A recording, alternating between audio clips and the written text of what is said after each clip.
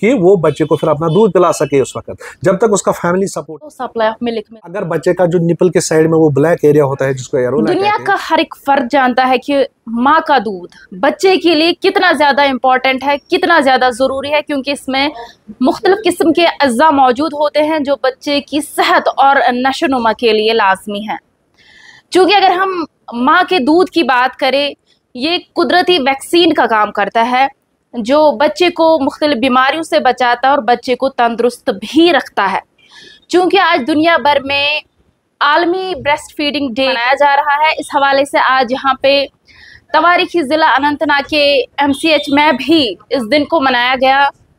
तो इसी हवाले से हमारे साथ मौजूद है डॉक्टर शौकत शिफा जो HOD पीडियाट्रिक्स है।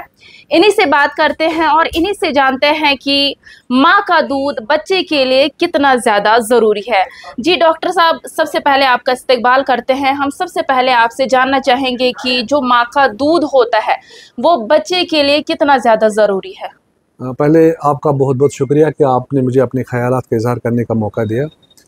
तो आपको जो माँ का दूध है ये कितना इम्पोर्टेंट है, इसका आपको इस बात से आप इस बात से अंदाज़ा लगा सकते हैं कि आज पूरे दुनिया में, आलम भर में एक पूरा हफ्ता मनाया जा रहा है ब्रेस्ट फीडिंग वीक। और ये तभी इस पैमाने पे कोई चीज़ मनाई जाती है, सेलिब्रेट की जाती है, जब इसका बहुत ज़्यादा इम्पोर्टेंस हो। तो वर्ल्ड की जो भी बॉडीज़ हैं, चाहे वो हम लेंगे American Academy of Pediatrics, World Health Organization लेंगे, यूनिसेफ लेंगे, इंडियन एकेडमी ऑफ पीडियाट्रिक्स लेंगे, नेशनल नियोनेटोलॉजी फोरम लेंगे इंडिया का, जो भी कोई है वो इस चीज़ पे मुत्तफिक है कि जो माँ का दूध है इससे बड़ी नियामत एक इंसान के लिए इस दुनिया में और कोई नहीं, और ख़ासकर जो बच्चा होता है उसके लिए नहीं, मतलब इससे और कोई चीज़ नहीं है। जहाँ हेल्थ बेनिफिट्स इसके बहुत ज़्यादा हैं, वहीं ये एक सोसाइटी के लिए इसमें इकोनॉमिक बेनिफिट्स भी हैं। ऐसी चीज़ जो सस्ती है, मुफ्त है, ना आपको उबालने की ज़रूरत है, ना बाज़ार से आपको ख़रीदने की ज़रूरत है, कुछ भी नहीं है।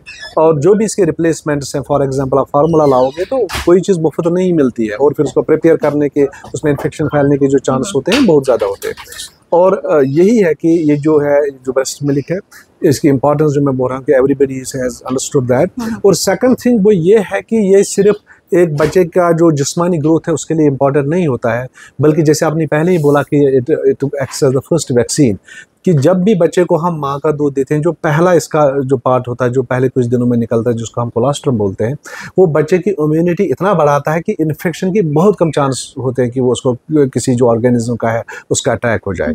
और उसके बाद जो बच्चे का ग्रोथ होता है वो एक तनासुब के साथ होता है। देखो, ग्रोथ ही इंपॉर्टेंट नहीं होता है। जैसे अगर हम एक बिचड़े को लेंगे, जो एक गाय का एक बच्चा होता है, उसको देखा गया है वो 6 हफ्ते में वो उसका वेट दुगना हो जाता है, लेकिन इंसान के बच्चे को 4-5 महीने वेट दुगना होने में लगते हैं।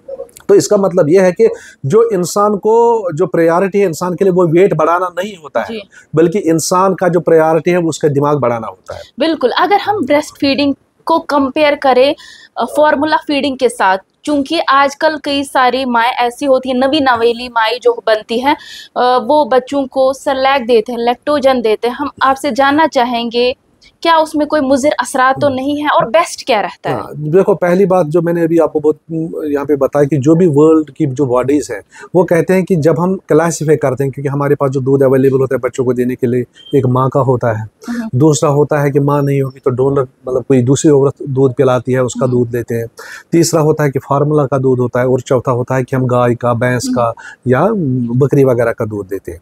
तो इस पर सारे मुत्तफिक हैं कि सबसे बेहतर माँ का दूध है। उसके बाद अगर किसी वजह से माँ को दूध नहीं आ रहा है, या माँ बीमार है, या माँ में कोई ऐसी दवाई खा रही है कि जिसमें हम बच्चे को नहीं दे सकते हैं, तो फिर फार्मूला उसके बाद जो है सेकंड बेस्ट है। और उसके बाद हमारा जो गाय का दूध का जो नंबर आता है वो थर्ड नंबर पे आता है।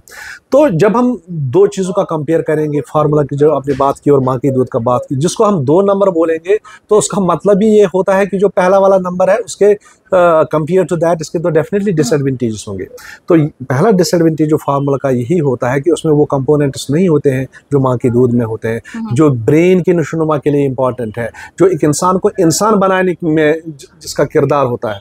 क्योंकि मैंने अभी बोला कि इंसान को सिर्फ वजन बढ़ाना नहीं होता है, बल्कि दिमाग से इंसान एक आला इंसान बनता है। और दूसरा ये है कि जब आप फार्मूला आते हो तो वो तो मुफ्त में तो नहीं मिलेगा। जब बच्चा थोड़ा सा बड़ा हो जाता है फिर 10-10 हज़ार का भी एक महीने में आपको खर्च करना पड़ता है, और फिर रात को वो बनाने के लिए आपको उठना पड़ता है रात के 2 बजे 3 बजे, चलो आप बच्चे को हम दूध बनाना है। वरना माँ का दूध देखो सोया हुआ है, माँ भी सोई हुई है, छाती के साथ लगा दिया, उसने दूध दे लिया।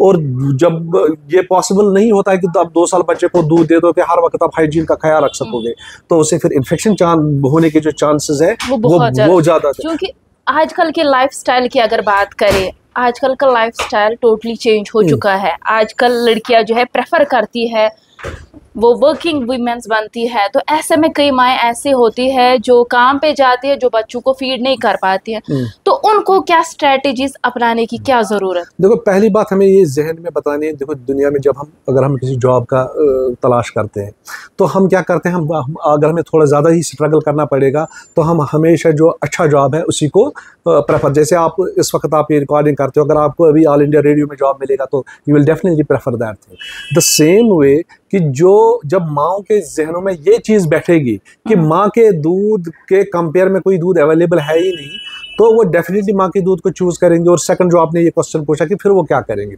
तो उसमें ये रिकमेंडेशन है कि जब वो वर्किंग पे नहीं होंगे तो अपना दूध देंगे, लेकिन जिस वक्त वो वर्किंग पे जाएंगे उस वक्त उनको बच्चे को दूध देना है और अपना दूध निकाल के रखना है, क्योंकि हम रूम टेम्परेचर पे भी 6 to 8 आवर्स माँ का दूध रख सकते हैं। तो जब तक से वो ड्यूटी से वापस आएगी तब तक वो अपना जो उन्होंने एक्सप्रेस किया मिल्क वो बच्चे को वो पिला सकते हैं, और उसके बाद जो शाम के बाद मतलब जब ड्यूटी आवर्स के बाद है वो दोबारा दे सकते हैं। और ये पॉसिबल है और लोग करते हैं, क्योंकि यहाँ पे जो प्रॉब्लम हमारा ये है कि लोग करते नहीं है, ये उनको लगता है कि इट इज़ इम्पॉसिबल। तो कई माएँ ऐसी हैं जो बोलती है कि उन्हें कई सारे चैलेंज को फेस करना पड़ता है, उन्हें मेंटल हेल्थ स्ट्रेस हो जाता है, तो इस हवाले से हमें बताइए। देखो अगर आपका थीम, अगर आप आज ये जो है इसका थीम देखेंगे, इसमें लिखा है breast feeding support for all, ठीक है कि नहीं। देखो आज इल्म ने इतनी तरक्की की है कि अब हर एक इंसान को पता है कि यार ब्रेस्ट फीडिंग जो है बेस्ट है, ये आम औरत को भी पता है, तालीम याफ्ता को भी पता है, डॉक्टर को भी पता है। लेकिन फिर भी अगर आप देखोगे हमारी हॉस्पिटल्स में ही देखोगे, वहाँ पे बोतल्स होते हैं, डब्बे होते हैं, वो देते हैं। लेकिन उसमें क्या देखा गया है कि मेन मसला ये नहीं है कि लोगों को पता नहीं है कि best milk is the best thing, बल्कि प्रॉब्लम ये है कि प्रॉपर सपोर्ट अवेलेबल नहीं है। एक औरत अगर होगी, वो 9 महीने तक उसके पेट में बच्चा होता है, इतना एग्जॉस्शन हो जाता है जब डिलीवरी हो जाती है, चाहे सजारन से या नॉर्मल डिलीवरी से, तो कम से कम उसको कुछ दिनों के लिए सपोर्ट चाहिए ना फैमिली का, तो उसको छोड़ते हैं बच्चों को अपना दूध दे दो और सारे अपने काम में लग जाते हैं। How it is possible for her कि वो बच्चे को फिर अपना दूध पिला सके उस वक्त, जब तक उसका फैमिली सपोर्ट ना मिले। तो इसीलिए वर्ल्ड के कि यार सपोर्ट करो, जब आप सपोर्ट करोगे तो सक्सेसफुल हो जाएगा। क्योंकि कुछ खवातीन ये भी बोलती है कि उन्हें लो सप्लाई ऑफ मिल्क मिलता है, तो ऐसे में उनको कोई डाइट लेना चाहिए, कुछ करना चाहिए, क्या करना? देखो पहली बात यह है कि ये जो देखा गया है, रिसर्च में देखा गया है कि मेनली एक रॉन्ग परसेप्शन होता है कि हमें मिल्क कम आता है। एक्चुअली ये कैसे करते हैं कि जो एक बच्चा होता है, बच्चा जब आप उसको छाती से साइड में निकालते हैं तो बच्चा रोने लगता है, उनको लगता है कि शायद उसको जो पेट नहीं भरा मेरे दूध से। तो वो एक्चुअली जो दूध एसेस करना होता है कि बच्चे का पेट भर रहा है कि नहीं भर रहा है, उसके लिए हमें 2 चीज़ें देखनी होती है। क्या बच्चा यूरिन पास कर रहा है एडुकेटली? अगर एक बच्चा दूध पी रहा है, 5 से 6 बार दिन में यूरिन पास कर रहा है और बच्चे का वेट बढ़ रहा है, 2-2 हफ्ते के बाद अगर वो वेट उसका देखेंगे वेट बढ़ रहा है, इसका मतलब है जो ये क्राइंग है वो एक नेचुरल चीज़ है। और दूसरी चीज़ जो आपको याद रखनी है कि ऊपर वाले ने एक निज़ाम बनाया है, दिन दोपहर के बाद माँ का मिल्क सप्लाई जो है वो कम हो जाता है, वो आधी रात तक रहता है काम और फिर बढ़ने लगता है। उसमें क्या है, तो एक पीरियड बच्चे को ऐसा मिलता है कि उसका एक भूख जैसा मतलब आधा ही पेट भरा रहता है।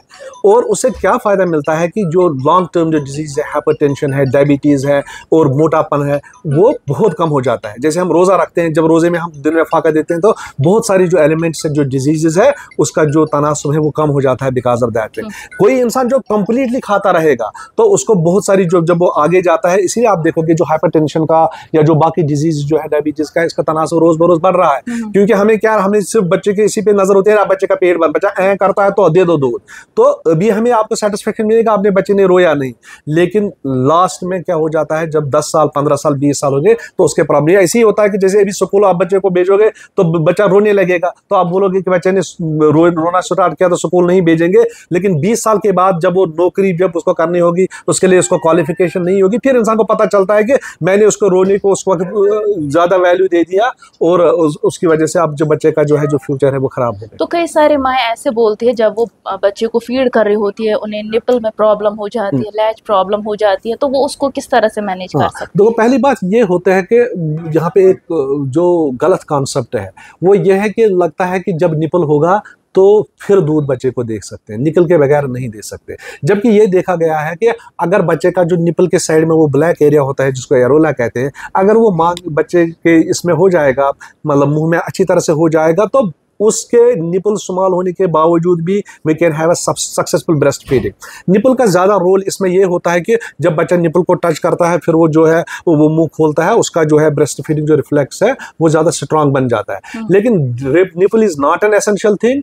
अब ये हो जाता है कि साइकोलॉजिकली एक प्रॉब्लम होता है। हाँ, एक वक्त ये निपल प्रॉब्लम करेगा जब ये इन्वर्टेड होता है, कुछ लेडीज़ को अंदर होता है, इन्वर्टेड निपल होता है, उस वक्त हम दिखाते हैं। अगर किसी ये मदर को ऐसा प्रॉब्लम होगा, वो डॉक्टर को, क्योंकि ये शर्माते हैं, बताएंगे नहीं तब तक, और जब बच्चा होगा फिर बोलते हैं हमें प्रॉब्लम है। That is why it is recommended that कि जब भी आप किसी पेशेंट या किसी भी औरत को आप प्रिपेयर करोगे फीडिंग के लिए, it should start from the antenatal period. मतलब बच्चे के जन्म से पहले ही जब वो चेकअप के लिए जाती है, गायनेकोलॉजिस्ट जो उनका अपना है उनके साथ मशवरा करेंगे कि मुझे निपल में ये प्रॉब्लम है। तो फिर जब जिसको हम कश्मीरी में कहते हैं नारवीज क्योर खानून, हम क्या करते हैं, बच्चे जहाँ अब हमारे निपल में प्रॉब्लम है यार 4 हफ्ते पहले बता होता है, क्योंकि हमारे पास ऐसे भी टेक्निक्स है, अगर इन्वर्टेड निपल भी होगा वो भी उस लेवल पे आ जाएगा जहां मदर सक्सेसफुली बच्चे को फीड दे सकती है। पर लेकिन आपको ये याद रखना है, nipple is not essential for feeding. Nipple के बगैर भी बच्चे को फीड, क्योंकि उसमें जो छेद होने वो होनी चाहिए, तो दे सकते हैं उसमें।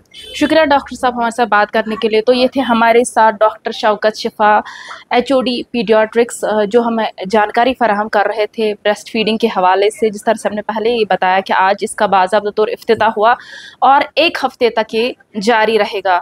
अभी के लिए इतना ही।